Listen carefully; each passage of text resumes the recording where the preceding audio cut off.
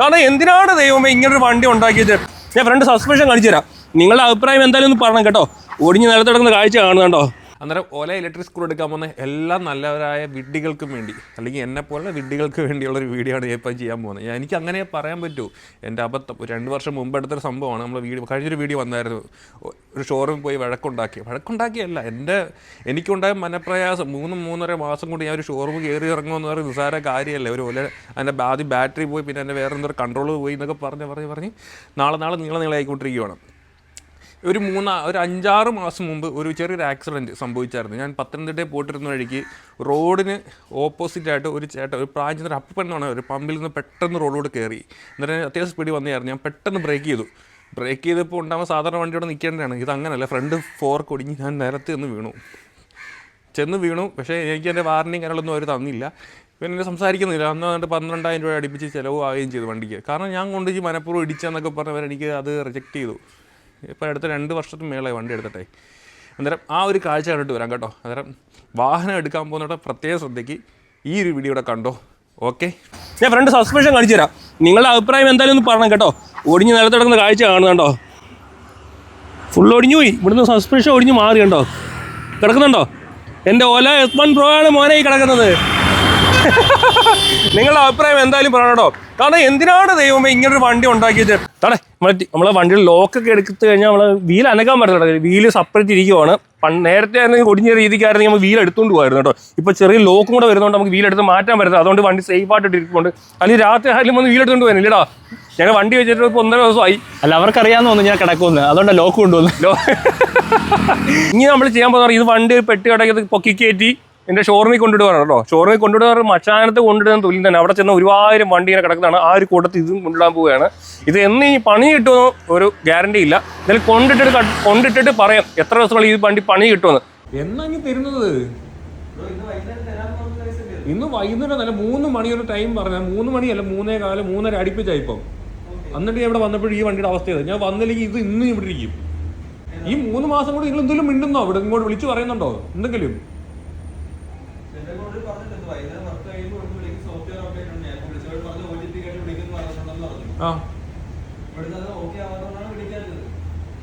Bro, നിങ്ങൾ പറഞ്ഞ വില കൊടുത്ത് ഈ വണ്ടി വാങ്ങിയിട്ട് ഇങ്ങനെ ഈ അയ്യന്തോറും കൊണ്ടിടാൻ വേണ്ടിയാണ് ഇത് മേടിച്ചേക്കുന്ന ആൾക്കാർ. ഒരു ട്രിപ്പ് അതിന്റെ ഫ്രണ്ട് ഫോർക്ക് ഇതേക്ക് ഒരു തവണ അതിന്റെ ഫ്രണ്ട് ഫോർക്ക് ഓടിക്കൊണ്ടിരുന്ന വണ്ടിയുടെ ഫ്രണ്ട് ഫോർക്ക് ഒടിഞ്ഞ് ഇവിടെ കൊണ്ടുവന്ന് എല്ലാം ചെയ്തതാണ്. അതെല്ലാം മാറി ഇപ്പം 3 മാസമായി ബാറ്ററി കംപ്ലൈന്റ് ആണെന്ന് പറഞ്ഞ് ഇവിടെ വണ്ടി മേടിച്ച് വെച്ചിട്ട്. എവിടെങ്കിലും നടക്കുന്ന കാര്യമാണോ അത്? അന്നേരം നിലവിൽ എനിക്ക് ആ ഒരു വണ്ടി ഇപ്പം കൊടുത്തിട്ട് 3 മാസത്തിന് മേളിലായി. ഒരു 4-5 ദിവസം ഒരാഴ്ചക്ക് മുമ്പ് ഞാൻ ഒരു വീഡിയോ ചെയ്തു. അവർ അങ്ങനെ 3-4 ദിവസം അവർ എന്നെ വിളിച്ച് സംസാരിച്ച് വണ്ടി പെട്ടെന്ന് തരാം. ഞാൻ അങ്ങനെ അവിടെ ചെന്നു. സത്യം പറഞ്ഞിട്ട് സ്റ്റാഫുകളൊക്കെ അവർ മാക്സിമം വണ്ടി ഇറക്കി തരാൻ ശ്രമിച്ചു. പക്ഷേ എൻ്റെ സ്പെയർ വന്നില്ല. അവർ പകരം വേറെ വണ്ടിയുടെയൊക്കെ ഏതോ സ്പെയർ ഇട്ട് അഡ്ജസ്റ്റ് ചെയ്ത് തരാം എന്ന് വിചാരിച്ച് അവരെല്ലാം ചെയ്ത് ഞാൻ അവിടെ നിന്ന് എല്ലാം ഓക്കെയാണ്. പക്ഷേ സോഫ്റ്റ്വെയർ ഇൻസ്റ്റാൾ ചെയ്യാൻ നോക്കിയിട്ട് ഇൻസ്റ്റാൾ ആവുന്നില്ല. വണ്ടി സോഫ്റ്റ്വെയർ പ്രശ്നം ഉണ്ടായതുകൊണ്ട് വണ്ടി ഇറക്കാൻ പറ്റിയില്ല. ഇപ്പം നിലവിൽ കണ്ടീഷൻ എന്ന് പറഞ്ഞാൽ വണ്ടി ഇപ്പോഴും കിട്ടിയിട്ടില്ല. കറക്റ്റ് സ്പെയർ അതിന് കിട്ടാത്തത് കൊണ്ടാണ് ഇത്രയും പ്രശ്നം വന്നത്. ഒരു ബാറ്ററി പോയി 3 മാസം എടുത്ത് അതിന് സർവീസ് ചെയ്ത് തിരിച്ചു വരാൻ വേണ്ടി. പുതിയ ബാറ്ററി എന്ന് പറയുന്നത് എനിക്ക് തമ്പുരാനെ അറിയാം. അതുകൊണ്ട് പിന്നെ അടുത്തൊരു കംപ്ലയിൻറ്റ് വന്നു. അങ്ങനെ ഇപ്പോൾ 3-3.5 മാസത്തോളമായി വണ്ടി അവിടെ ഇരിക്കാൻ തുടങ്ങി. ഇനി എടുക്കാൻ പോകുന്നവരുടെ ശ്രദ്ധയ്ക്ക് ഇങ്ങനൊരു വണ്ടി എടുക്കരുത്. തല്ലിപ്പൊളിയാണ്. എന്നെപ്പോലെ അബദ്ധം പറ്റി ഒരുപാട് പേരുണ്ട്. കാരണം ഒരു ഷോറൂമിൻ്റെ ഫ്രണ്ടിൽ ചെന്ന് അറിയാൻ പറ്റും. എങ്ങനെ പോയാലും 50 അല്ല 100 വണ്ടിയിൽ കൂടുതൽ ഇരിപ്പുണ്ട് കംപ്ലയിൻ്റ് ആയിട്ട്. ഈ ഒരു അവസ്ഥ തന്നെ. അങ്ങനെ ഇനി എടുക്കാൻ ഞാൻ മെയിനായിട്ട് ചിന്തിച്ചെന്ന് പറഞ്ഞാൽ ഞാൻ ഈ കയറി ഇറങ്ങുമ്പോഴെല്ലാവരും പലപ്പോഴും ശ്രദ്ധിക്കുന്നു. പുതിയ വണ്ടികൾ ഇറങ്ങിക്കൊണ്ടിരിക്കുകയാണ്, ആൾക്കാർ എടുത്തുകൊണ്ടിരിക്കുകയാണ്. ചിലപ്പോൾ നോക്കുമ്പോൾ ഒരു ബോക്സ് നിറച്ച് പുതിയ നമ്പർ പ്ലേറ്റൊക്കെ വന്നിരിക്കുന്നത് കാണാൻ പറ്റും. കാരണം നമ്മൾ വണ്ടി ഇപ്പോൾ എടുക്കാൻ പോകുമ്പോൾ രജിസ്റ്റർ ചെയ്തിട്ട് വണ്ടി തരത്തുള്ളൂ. നമ്പർ പ്ലേറ്റ് ഇരിക്കും. ഇത്രയും വിഡ്ഢികളുണ്ടോ എന്ന് എനിക്കറിയാമോ ഏതുകൊണ്ട് ഞാൻ ഡെയിലി വീഡിയോ ചെയ്യും. കാരണം എൻ്റെ വണ്ടി ഏത് കാലത്താണ് ഇനി നല്ല രീതിയിൽ കിട്ടുന്നത് ആ കാലം വരെ ഞാൻ വീഡിയോ ചെയ്യാനാണ് താല്പര്യപ്പെട്ടിരിക്കുന്നത്. ഞാൻ ഇനിയും പോകും. പിന്നെ അവിടെ സ്റ്റാഫുകളെന്ന് ഞാൻ കുറ്റം പറയത്തില്ല. കാരണം അവരൊക്കെ 12,000-15,000 രൂപയ്ക്ക് സാലറിക്ക് വേണ്ടി ജോലി ചെയ്യുന്നവരാണ്. അവർക്ക് ലിമിറ്റേഷൻ ഉണ്ട്. കാരണം ഒരുപാട് പേര് ഇങ്ങനെ വന്ന് അവരെ വഴക്ക് പറഞ്ഞുകൊണ്ടിരിക്കുമ്പോൾ അവരുടെയും കൺട്രോൾ പോകും. നിങ്ങൾ ചിന്തിക്കേണ്ട ഒരു കാര്യമാണ്. എന്നാലും ഇനി എന്താ വേണം നോ ഐഡിയ. സേഫ് അല്ല വണ്ടി. പവർഫുള്ളാണ്, ബാക്കിയൊക്കെ ഓക്കെയാണ്. സേഫ് അല്ല. കാരണം ഒരു ഓടിക്കൊണ്ടിരുന്ന വണ്ടി പെട്ടെന്ന് ബ്രേക്ക് പിടിച്ചപ്പോഴത്തെ ഫ്രണ്ട് ഫോർക്ക് ഒടിഞ്ഞ് വീലൊടിഞ്ഞ് 2ആയിട്ട് മാറുമെന്ന് പറഞ്ഞാൽ നിസ്സാര കാര്യമാണോ? എനിക്ക് തന്നെ നാണക്കേടായി. ഫ്രണ്ട് ഫോർക്ക് ഒടിഞ്ഞ് വണ്ടി നിലത്ത് വീഴുന്നു. പിന്നെ കാണുന്നത് ആംബുലൻസിൽ നിന്ന് പോകുന്ന കാര്യമാണോ? പിന്നെ അവിടെ പോയി ഒരു ഹോസ്പിറ്റലിൽ പോയി എല്ലാം നടത്തിയപ്പോൾ എൻ്റെ ഈ ഒരു വിരൽ ബെൻഡായി. അല്ല റൈറ്റ് ഹാൻഡ് കേട്ടോ, ബെൻഡായിരിക്കുന്നു. ഞാൻ വെച്ച് എല്ലാം ഒടിഞ്ഞാന്ന് വിചാരിച്ചു. പിന്നെ അവർ ചെറിയ പ്ലാസ്റ്ററൊക്കെ സെറ്റൊക്കെ ആക്കി തന്നു. ഏകദേശം അതിൻ്റെ പെയിൻ ഇപ്പോഴും മാറിയിട്ടില്ല. നമ്മൾ ചില വളയ്ക്കുമ്പോഴൊക്കെ പെയിൻ ഉണ്ടാവും. അത് ഈ ഫ്രണ്ട് ഫോർക്ക് ഒടിഞ്ഞ് ചെന്ന് വീണതിൻ്റെ ഒരു അനന്തരഫലം. അത് അത്രയും സംഭവിച്ചുള്ളൂ എന്ന് ദൈവഭാഗ്യം കൊണ്ട് വേണമെങ്കിൽ പറയാം. ഒരുപാട് പേർക്ക് ആ ഒരു അബദ്ധം പറ്റിയിട്ടുണ്ട്. അന്നേരം ഇനി മേലെ ആ ഒരു വണ്ടി പോയി എടുക്കാൻ ശ്രമിക്കരുത്. കാരണം ഇനി ഞാൻ എനിക്ക് അത്രയ്ക്കും ദേഷ്യമുണ്ട്. കാരണം എൻ്റെ അച്ഛന് വേണ്ടി എടുത്തൊരു വണ്ടിയാണ് ഞാനത്. കാരണം അദ്ദേഹം വർഷങ്ങളായിട്ട് ഡ്രൈവറായിരുന്നു, ഒരു KSRTC ജീവനക്കാരനായിരുന്നു. ഇപ്പം കാൽമുട്ട വേദനയൊക്കെ വന്നപ്പോഴേ ഞാൻ ആ സ്കൂട്ടർ എടുത്ത് കൊടുത്തത്.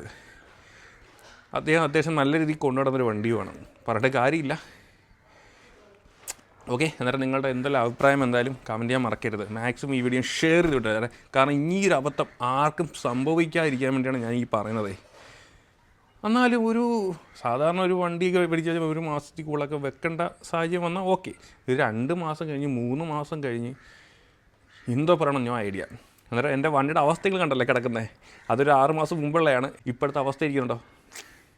പക്ഷേ വേറൊരു കാര്യം, കമ്പനി വാറണ്ടിയിൽ അന്ന് അത് മാറാൻ വെച്ചിരുന്നെങ്കിൽ ചിലപ്പോൾ ഇത് 3 മാസം വരെ അവിടെ ഇരുന്നേനെ. ഇതെൻ്റെ കയ്യിൽ നിന്ന് ക്യാഷ് ഇറക്കിയത് കൊണ്ടാണ് ചിലപ്പോൾ എനിക്ക് 2 ആഴ്ചയ്ക്കുള്ളിൽ വണ്ടി സ്പെയർ കിട്ടിയത്. സ്പെയർ കിട്ടും, പൈസ ഇറക്കിയ സ്പെയർ കിട്ടും, അല്ലെങ്കിൽ മാസങ്ങളെടുക്കും സംഭവം കിട്ടാൻ വേണ്ടി.